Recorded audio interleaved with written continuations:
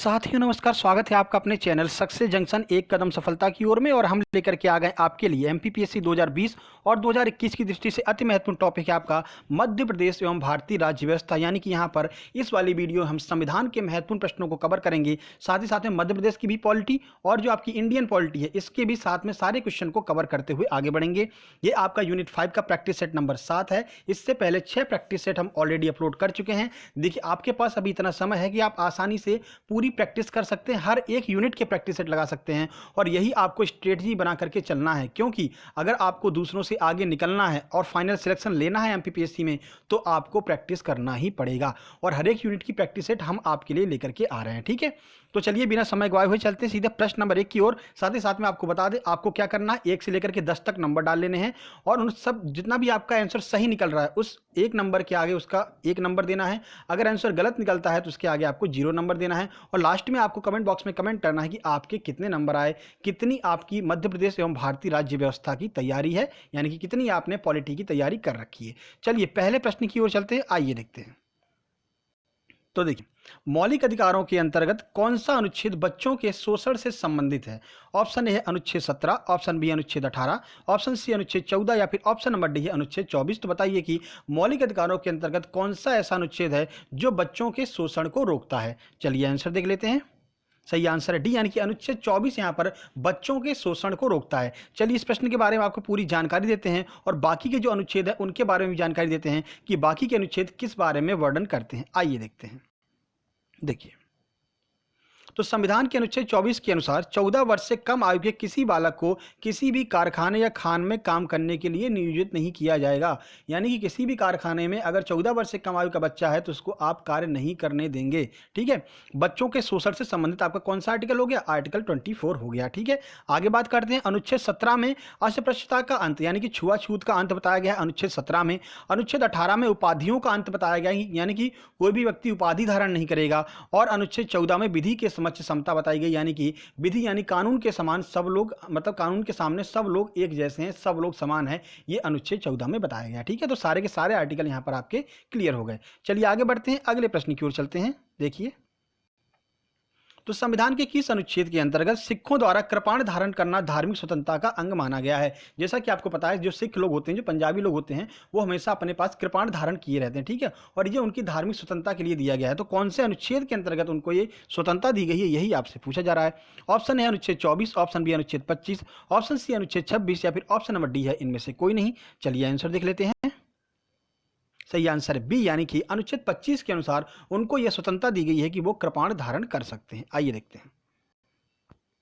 तो धार्मिक स्वतंत्रता के अधिकार के अंतर्गत धर्म प्रचार करने का अधिकार एवं राज्यों को समाज सुधारक विधि निर्माण का अधिकार अनुच्छेद 25 में बताया गया है। यानी कि अनुच्छेद 25 में राज्य भी विधि निर्माण कर सकता है धार्मिक स्वतंत्रता के बारे में। ठीक है, इसी अनुच्छेद 25 के अनुसार सिख अपने पास कृपाण धारण कर सकते हैं क्योंकि यह उनके धार्मिक स्वतंत्रता के अंतर्गत आता है। ठीक है, तो प्रश्न आपसे पूछा जा सकता है कि कौन से आर्टिकल के अनुसार सिख लोग कृपाण धारण करते हैं, तो आर्टिकल 25 के अनुसार उनको यह स्वतंत्रता दी गई है कि वो कृपाण धारण कर सकते हैं। ठीक है, चलिए आगे बढ़ते हैं, अगले प्रश्न की ओर चलते हैं। देखिए,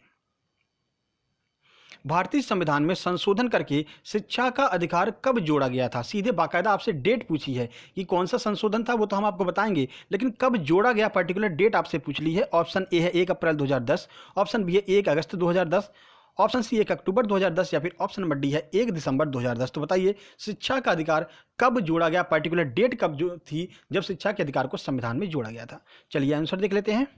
सही आंसर ए, यानी कि 1 अप्रैल 2010 को शिक्षा का अधिकार भारतीय संविधान में जोड़ दिया गया था। चलिए शिक्षा के अधिकार के बारे में आपको कुछ जानकारी देते हैं, कौन से संविधान संशोधन के द्वारा जोड़ा गया था। देखिए, तो 86वें संविधान संशोधन 2002 के द्वारा प्राथमिक शिक्षा को मूल अधिकार बना दिया गया। ठीक है, तो 2002 में संशोधन किया गया और 86वां संविधान संशोधन था जिसमें प्राथमिक शिक्षा को मूल अधिकार बना दिया। और संविधान के भाग 3 में नया अनुच्छेद 21 का यानी 21A जोड़ा गया, जिसके अनुसार 6 से 14 वर्ष तक के सभी बालकों को निःशुल्क एवं अनिवार्य शिक्षा की व्यवस्था की जाएगी। और ये काम कौन करेगा? तो राज्य जो है इसके ऊपर ध्यान देगा।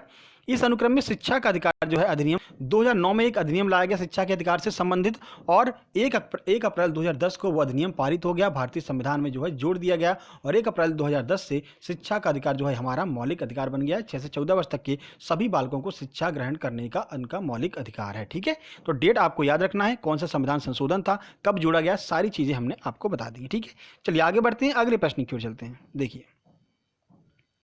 और बात पीडीएफ की करें तो बहुत से लोग कह रहे थे सर टेलीग्राम चैनल पर पीडीएफ नहीं मिली, तो आप जाकर के देख सकते हैं, करंट अफेयर की तीनों पीडीएफ वहाँ पर डाल दी गई हैं। जो सुबह हम करंट अफेयर लेकर के आते हैं आपके लिए यूनिट 8 जो आती है वो वहाँ पर डाल दी गई है, आप जाकर के देख सकते हैं, डाउनलोड करके पूरा रिवीजन भी कर सकते हैं। बाकी डेली वीडियो हम आपके लिए लेकर के आते हैं जो आपके यूनिट 8 के लिए बहुत ज़्यादा महत्वपूर्ण है, डिटेल में जानकारी आपको दी जाती है करंट अफेयर के बारे में। देखिए प्रश्न नंबर 4, ये आपका एमपी राज्य व्यवस्था से है। उस व्यक्ति का नाम बताइए जिसे मध्य प्रदेश विधानसभा का सर्वप्रथम वक्ता होने के लिए जाना जाता है।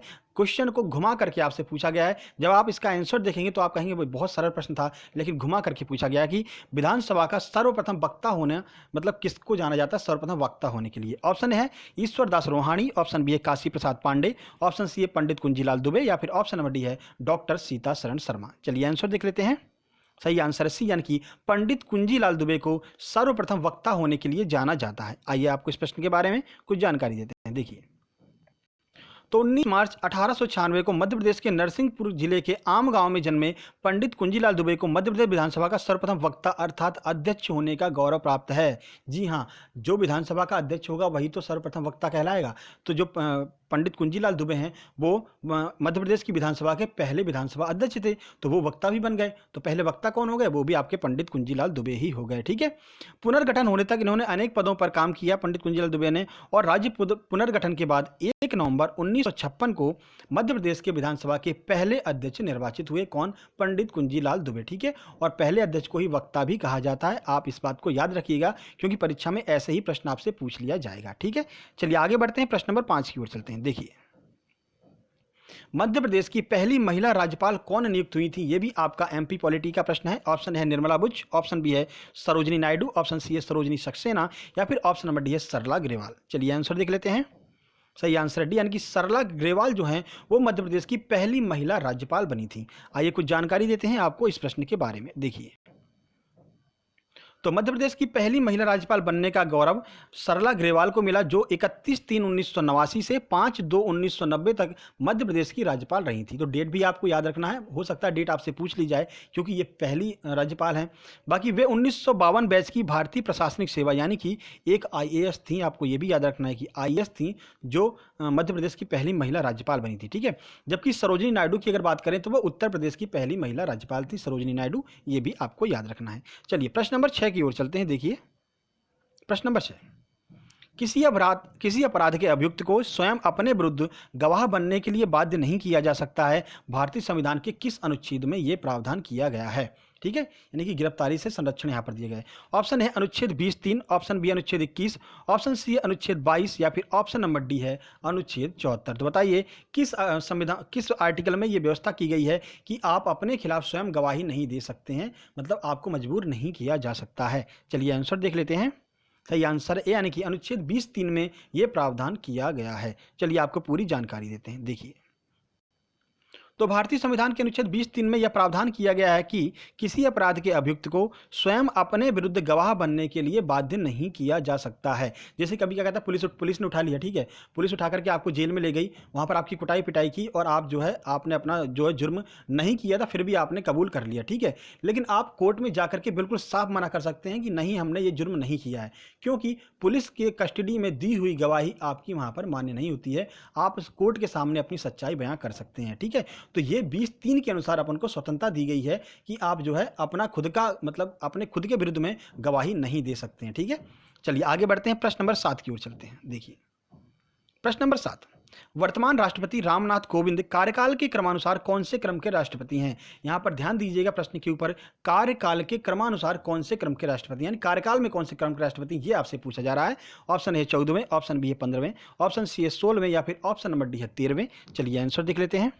सही आंसर सी, यानी कि 16वें क्रम के ये राष्ट्रपति हैं कार्यकाल के क्रमानुसार। आइए आपको पूरी जानकारी देते हैं तो आपको समझ में आ जाएगा ये प्रश्न आखिर पूछना क्या चाह रहा है। देखिए, तो वर्तमान राष्ट्रपति श्री रामनाथ कोविंद जी कार्यकाल के क्रमानुसार 16वें क्रम के राष्ट्रपति हैं। वहीं व्यक्ति के अनुसार उनका क्रम 14वां है, यानी कि इनमें से ऐसे कई व्यक्ति हुए हैं जिन्होंने दो या मतलब एक या एक से अधिक बार जो है राष्ट्रपति का जो है चुनाव जीता है। इस वजह से कार्यकाल के क्रमानुसार वे 16वें क्रम पे आ गए हैं। कौन? राष्ट्रपति रामनाथ कोविंद। जबकि व्यक्तिगत रूप से अगर काउंट करें तो वो 14वें क्रम के जो है भारत के राष्ट्रपति हैं। ठीक है, चलिए आगे बढ़ते हैं। कार्यकाल की बात कर लेते हैं तो उनका कार्यकाल 25 जुलाई 2017 से प्रारंभ होकर के अब तक चल रहा है। तो आपसे पूछा जा सकता है रामनाथ कोविंद जी का कार्यकाल क्या है, तो 25 जुलाई 2017 को प्रारंभ हुआ था। ठीक है, चलिए आगे बढ़ते हैं, प्रश्न नंबर 8 की ओर चलते हैं। ये आपका एमपी पॉलिटी का प्रश्न है या हिस्ट्री का प्रश्न भी कह सकते हैं, मध्य प्रदेश पॉलिटी की हिस्ट्री का प्रश्न ये कह सकते हैं। तो सुशासन दिवस किसके जन्म दिवस के अवसर पर मनाया जाता है? Option A Sarvepalli Radhakrishnan, option B है जवाहरलाल नेहरू, ऑप्शन सी अटल बिहारी वाजपेयी या फिर ऑप्शन नंबर डी है नरेंद्र मोदी।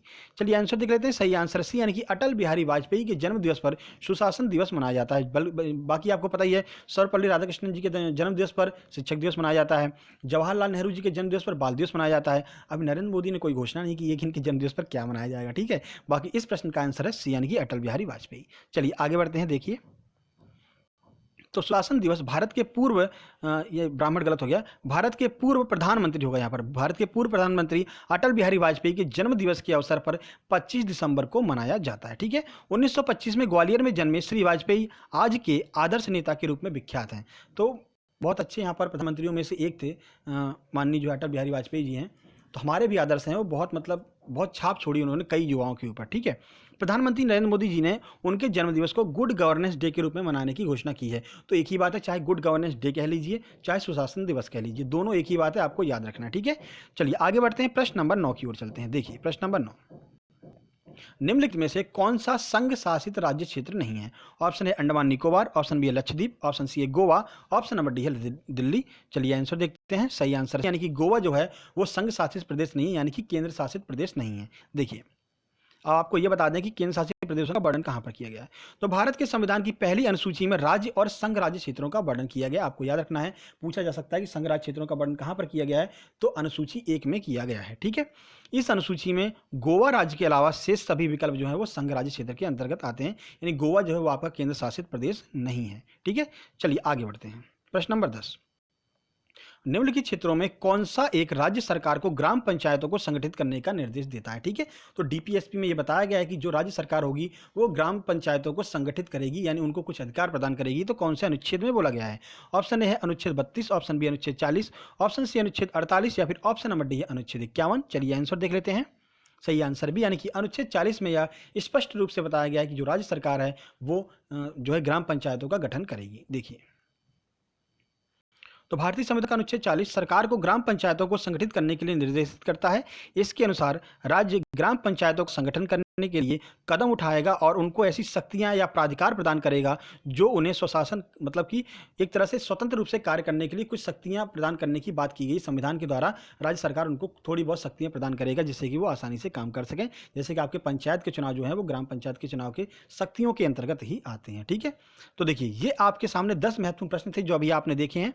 ठीक है, बाकी यहाँ पर करंट अफेयर की बात कर लेते हैं। आज हमने अपलोड की है आपके यूनिट 8 के लिए, बहुत ज़्यादा महत्वपूर्ण है क्योंकि यहाँ पर हम करंट अफेयर के 10 प्रश्न कराते हैं, आप देख ही रहे हैं। एमपी करंट के 5 प्रश्न कराते हैं, स्टैटिक जीके के 5 प्रश्न कराते हैं और 5 प्रश्नों का रिवीजन कराते हैं, स्पोर्ट जीके के 5 प्रश्न कराते हैं विथ फोटो और एनिमेशन के साथ में। तो ये करंट अफेयर वाली वीडियो आपको देखना बहुत ज़्यादा जरूरी है, इससे आपका यूनिट 8 जो है वो हमेशा क्लियर होता हुआ चलेगा। साथ ही साथ में यूनिट 8 को लेकर के आपको कभी भी परेशान नहीं होना पड़ेगा। ठीक है, डेली आप सुबह 7:30 बजे इस क्लास को जरूर अटेंड किया कीजिए, आपके लिए बहुत ज़्यादा महत्वपूर्ण होने वाली है। एमपीपीएससी के साथ साथ में आपको अगर आगे एमपीएसआई देना है या फिर एमपी के अन्य कोई भी एग्जाम देने हैं या कोई भी आपको एग्जाम देना है तो करंट अफेयर तो हर एक एग्जाम में पूछी जाती है। ठीक है, और इसके भी आपको सारे वीडियो देख लेने, ना केवल 7 मई के, 6 मई के, 5 मई के, 4 मई के सारे वीडियो आपको देखने। क्यों? क्योंकि जितने भी आपके महत्वपूर्ण प्रश्न हैं उनको हमने इस वीडियो में समाहित किया है। साथ ही साथ में आपको बता दें इसका रिवीजन वाला जो वीडियो यानी कि एक सप्ताह का पूरा रिवीजन आपको संडे को सुबह मिलेगा, जिसमें कि करंट अफेयर का एक वीडियो आएगा जिसमें पूरा का पूरा करंट अफेयर हमने 7 दिन का जो है उसमें आपका रिवीजन करा देंगे। उसके बाद शाम को 4:30 बजे एक वीडियो आएगा जिसमें एमपी करंट अफेयर पूरे सप्ताह भर की और जो आपका स्टैटिक जीके के सप्ताह भर के जितने क्वेश्चन हैं उन सब को हम एक साथ कलेक्ट करके शाम को 4 बजे आपको दे देंगे। तो आपका पूरा रिवीजन हो जाएगा एक सप्ताह का, एक तरह से आपका टेस्ट भी हो जाएगा कि कितने प्रश्न आपको याद हैं वो भी आपका यहाँ पर पता चल जाएगा। ठीक है, तो अगर ये वीडियो आपको पसंद आए वीडियो को लाइक कीजिए, दोस्तों के पास शेयर कीजिए, चैनल को सब्सक्राइब करके नोटिफिकेशन बेल दबा लीजिए और प्रैक्टिस करते रहिए क्योंकि अब आपके पास समय बिल्कुल भी नहीं बचा है। अप्रैल आपका निकल गया गया है, सिर्फ और सिर्फ मई का समय आपके पास में बचा है। तो प्रैक्टिस करते रहिए। पूरी वीडियो हमने जो है हर एक यूनिट की जो है प्रैक्टिस सेट हमने अपलोड किया। आप चैनल के अंदर जाकर के विजिट करके सारे प्रैक्टिस सेट वहाँ पर देख सकते हैं। और पीडीएफ के लिए टेलीग्राम चैनल जरूर ज्वाइन कर लीजिएगा। टेलीग्राम ऐप पर जाइए, वहाँ पर सर्च कीजिए सक्सेस जंक्शन, आपको हमारा चैनल देखने को मिल जाएगा। उसको वहाँ पर ज्वाइन कर लीजिए। वहाँ पर आज जो है कल वाली और परसों वाली दोनों आपको वहाँ पर करंट अफेयर की पीडीएफ भी देखने को मिल जाएगी, और ये वाली पीडीएफ भी देखने को मिल जाएगी। कंप्यूटर वाली, इलेक्ट्रॉनिक वाली पीडीएफ भी हमने वहाँ पर अपलोड कर दी है। ठीक है, तो जल्द ही मिलते एक नई वीडियो में। तब तक के लिए नमस्कार, धन्यवाद।